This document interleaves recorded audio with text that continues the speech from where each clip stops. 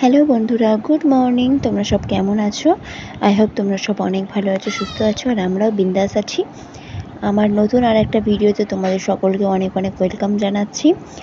সবার মঙ্গল কামনা করে আমি আমার আজকের ব্লগটা স্টার্ট করছি। তো সকালবেলা আমি এখন চা খেতে বসে গেছি আর কাককে বিস্কুট খাওয়াচ্ছি। আর এদিকে দীপক কিন্তু মাছ নিয়ে এসেছে, অনেক মাছ এনেছে। দেখো, শুধু চিংড়ি মাছ, আজকে অন্য কোনো মাছ নিয়ে আসেনি, আজকে শুধু চিংড়ি মাছ নিয়ে এসেছে। আর জোর জবরদস্তি আমাকে 2-250 গ্রাম চিংড়ি মাছ দিল আর সঙ্গে 10 টাকা নিয়ে নিল। মানে একটুখানি চিংড়ি মাছ আমি নেবো না, তারপরেও দিল, সাথে আবার 10 টাকাও ঝেড়ে দিল।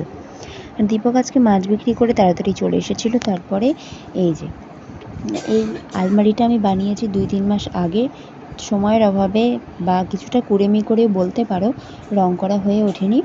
তো এখন রং করছি। রং বলতে এটা প্রাইমার, কি ঠিক কি প্রাইমার আমি বলতে পারবো না, আমি তো অত বুঝি না, ও দীপক ভালো বুঝতে পারবে। জল লাগলে নাকি ড্যাম্প উঠে যাবে না আর জিনিসটা ভালো থাকবে, সেই জন্য করছে। প্লাস্টিকের মতো অনেকটা, জানো তো, ওর হাত থেকেও প্লাস্টিক উঠছিল, হাত দিয়ে যেহেতু করেছে। আর এটা পুরোটা করলো, জানো তো বন্ধুরা, দোকানটাকে আমরা পুরো একটা বাচ্চার মতো ভালোবাসি। মানে আমাদের সবাই বলে যে 2টো বাচ্চা নেওয়া খুব দরকার, একটা বাচ্চা না। আমাদের ভীষণ রাগ হয়, কারণ আমরা কিন্তু কখনো মনে করি না যে আমাদের একটা বাচ্চা। দোকানটাকেও ঠিক একটা বাচ্চার মতন ভালোবাসি প্রচুর। দোকান ছেড়ে আমরা একদম থাকতে পারি না। হয়তো অনেকে ভাববে যে দোকানে পয়সা ইনকাম হয় তাই জন্য, কিন্তু আমার দোকানে কিন্তু সেরকম সেল নেই, কারণ গলির মধ্যে দোকান তো, মানে খুব অল্প পরিমাণ সেল হয়। তবে যা হয় আমি ততটুকুতেই খুশি, কারণ আমি ঘরে বসে থাকা পছন্দ করি না, তো যতটুকু হয় ততটুকুই অনেক। দুপুরবেলা রান্নাবান্না সেরে নিয়ে একটু ঘরে গিয়েছিলাম, বুবুর সাথে আমি গানের রেওয়াজ করছিলাম। গানের রেওয়াজ করতে করতে হঠাৎ করে দীপক ডাকলো। বাইরে এসে দেখি একটা ছোট্ট পাখি, মানে মুরগির ডিম যেরকম সাইজ হয় ঠিক অতটুকু একদম ছোট্ট একটা পাখি। কি পাখি আমি জানি না, বলল যে কাকে নাকি ওকে ঠোকর মারছিল। মানে কাকগুলো না খুব বিরক্ত করে ছোট ছোট পাখিগুলোকে। এই যে পাখিটা এখন ভীষণ সাংঘাতিক ভয় পেয়ে রয়েছে, আর ওর মা বাবাকে জানি না, চোখ খুলছে না, একদমই চোখটা খুলছে না। আমি বুঝতে পারছি না পাখিটাকে নিয়ে কি করব, কোথায় রাখবো। একটা ডেয়ারি মিল্কের যে বক্সগুলো হয় তার মধ্যে ঢুকিয়ে ওকে রেখে দিলাম। বিকেলবেলা ঘুম থেকে উঠে এসে দেখি পাখিটার এরকম অবস্থা। মানে পাখিটা একটু একটু চোখটা খুলছে, আবার একটু একটু চোখটা বন্ধ করছে। পাখিটাকে কি খেতে দেবো সেটা তো বুঝতে পারলাম না, তাই জন্য বোঝার চেষ্টা করছি ও কী করে। ও কিন্তু কিচকিচ করে ডাকছিল, আর আমি একটু একটু করে যেই মুখে কোনো আওয়াজ করছি ও তখনই তাকাচ্ছিল। এখন দেখো স্পষ্টভাবে চোখটা খুলেছে আর দেখছে ও তার চারিদিকে তাকিয়ে তাকিয়ে। আমার কিন্তু খুব ভালো লাগে এরম পশু পাখি গাছপালা, মানে ন্যাচারাল জিনিসগুলো আমি ভীষণ পছন্দ করি। দেখো কত সুন্দর, আর আমার তো বিশাল আনন্দ হচ্ছিলো। আমি ভাবছিলাম ওকে ছাড়বই না, কিন্তু কি হলো জানো তো বন্ধুরা, ওকে নিয়ে বেশ খেলা করছিলাম। খেলা করতে করতে দীপক বললো ওকে ওর মা এসছে, হ্যাঁ, ওর এর মতনই দেখতে আর একটু বড়, ওর দুটো পাখি এসে ঘোরাঘুরি করছিল আর কিচকিচ করে খুব ডাকছিল। তখন দীপক বললো ছেড়ে দাও বাইরে। আমি তো বাইরে ছাড়তে পারছি না, তখন পেয়ারা গাছের ডালের উপর ওকে বসিয়ে দিলাম আর আয় আয় আয় আয় করে ডাকলাম। আর এই পাখিটা তো একটু একটু ডাকতে পারছিল, তাই ওর বাবা আর মা এসে, মানে মানে এক জোড়া পাখি এসে ওকে নিয়ে গেল। তাই বুঝলাম যে হয়তো ওরা ওর বাবা মা হবে, নিয়ে চলে গেল। শুভ সন্ধ্যা বন্ধুরা।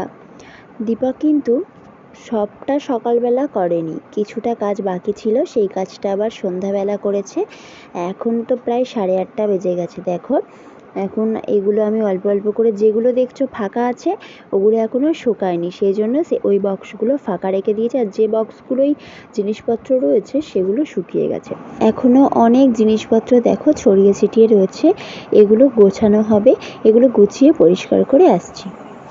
দেখো বন্ধুরা, এক্ষুনি কত বড় একটা বিপদ হয়তো ঘটে যেত।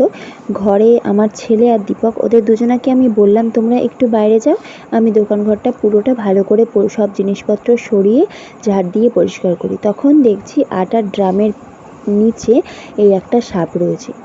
সবাই বলে এটা কিন্তু দুমুখী সাপ, আমি জানি না। দেখো কেমন করছে, দেখে তো আমার প্রচণ্ড ভয় লাগছে। এটা আজকে আমাদের এই ঘরে ছিল, যদি ছেলে থাকতো, আমার ছেলেও আমার হাতে হাতে অনেক কাজ করে, ওকে বারণ করি ও তাও শোনে না। বাচ্চা তো, ও এটাকেই মজা, মানে ওর আনন্দ এগুলোই। মা বাবার হাতে হাতে হেল্প করব, কাজ করব, সেগুলো করতে চাই। আর দেখো কি অবস্থা, আমি মানে ভীষণ, কালকে থেকে আমার খুব গাটা ঘিনঘিন করছে আর ভয় লাগছে। সবাই বলে ঘরে নাকি সাপ আসা ভালো, একজন বলছে যে মানে দোকানের কাস্টমার বলছে ঘরে সাপ আসা ভালো, বৃদ্ধি করে। আমি বলছি বংশবৃদ্ধির কী আছে, আমার তো 2টো সন্তান রয়েছে, আবার বংশবৃদ্ধি কী হবে? আমার ছেলে রয়েছে, আবার দোকানটা রয়েছে, ও তো আমার বাচ্চার থেকেও বড়। তো দীপক বলছে দাঁড়াও, আমি এটাকে নাকি ধরে না, না কি বলে, যাই হোক এই সাপটাকে, আমি সাপ মারা বা কোনো কিছু মারা আমি ঠিক পছন্দ করি না, তাই জন্য ফেলে দিতে বললাম ভালো করে গুছিয়ে। ও এখন এই কাগজের মধ্যে মুড়ে বাইরে নিয়ে গিয়ে ছেড়ে দিতে বললাম এভাবে রেখো না, ও কষ্ট পাবে। তো দেখো পুরোটা গোছানো কমপ্লিট হয়ে গেছে, পরিষ্কার করে গুছিয়ে একদম পরিপাটি করে রেখে দিয়েছি। আমি কিন্তু এরকম পরিপাটি করে রাখাই পছন্দ করি, দোকান একটু এলোমেলো হয়ে গেলে আমার একদম ভালো লাগে না। তো আমার আজকের ব্লগ এই পর্যন্ত, আশা করি তোমাদের অনেক ভালো লাগবে। কেমন হয়েছে কমেন্ট করো।